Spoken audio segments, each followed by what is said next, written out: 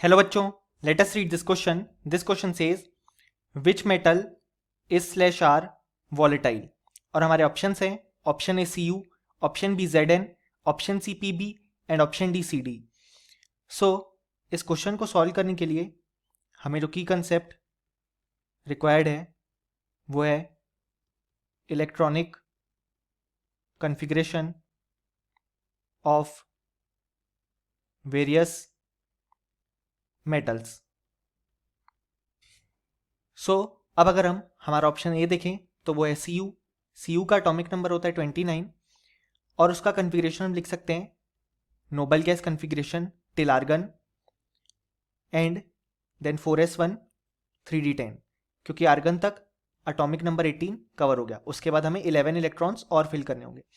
सो हम देख सकते हैं कि यहाँ पे अनपेयर्ड इलेक्ट्रॉन प्रेजेंट है, जिसके कारण इसमें आयोनिक बॉन्डिंग शो हो सकती है और इसी कारण से जो कॉपर है वो नॉन वॉलेटाइल होता है. सो हमारा जो ऑप्शन ए है वो इनकरेक्ट है.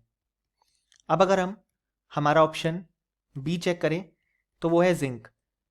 सो अगर हम जिंक का कन्फिग्रेशन लिखें तो वो होगा आर्गन 4s2 3d10.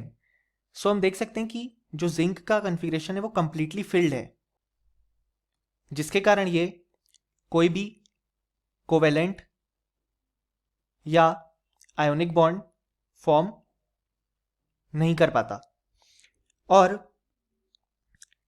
इसकी जगह वो केवल मेटेलिक बॉन्ड्स फॉर्म करता है. इसी कारण से हम जानते हैं कि जो मेटेलिक बॉन्डिंग होती है वो वीक होती है और यही चीज़ जिंक को एक वॉलेटाइल मेटल फॉर्म करती है, यानी कि जिंक एक वॉलेटाइल मेटल है. सो हमारा ऑप्शन बी बिल्कुल करेक्ट है. अब अगर हम हमारा ऑप्शन सी चेक करें तो वो है लेड. लेड का एटॉमिक नंबर हम जानते हैं 82 है. सो अगर हम इसका कन्फिग्रेशन लिखेंगे तो वो हो जाएगा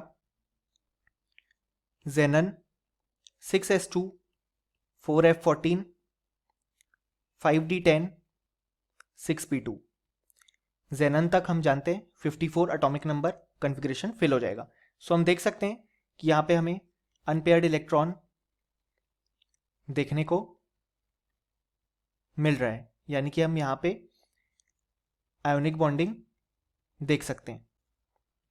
सो इसी कारण से लेड वॉलेटाइल नहीं होता. सो हमारा ऑप्शन सी इनकरेक्ट है. अब अगर हम देखें हमारा ऑप्शन डी तो वो है कैडमियम यानी कि Cd. सो जो कैडमियम होता है वो जिंक वाले ग्रुप में ही आता है. हम जानते हैं zinc then cadmium then mercury. So जैसा कि हमने जिंक में देखा कि उसका जो कन्फिग्रेशन है वो फिल्ड है, वैसे ही कैडमियम का अगर हम देखें तो कन्फिग्रेशन होता है क्रिप्टन 4d10 5s2, जहाँ पे कैडमियम का एटॉमिक नंबर होता है 48 और क्रिप्टन तक 36 एटॉमिक नंबर फिल हो जाएगा. सो हम देख सकते हैं यहाँ पे फिल्ड कन्फिग्रेशन प्रेजेंट है, जिसके कारण जिंक की तरह यहाँ पे भी ना तो कोई कोवेलेंट या आयोनिक बॉन्ड हमें देखने को मिलेगा और उसकी जगह पे हमें मेटेलिक बॉन्ड्स देखने को मिलेंगे. और हम जानते हैं मेटेलिक बॉन्डिंग वीक होगी, जिस कारण से कैडमियम एक वोलेटाइल मेटल होता है.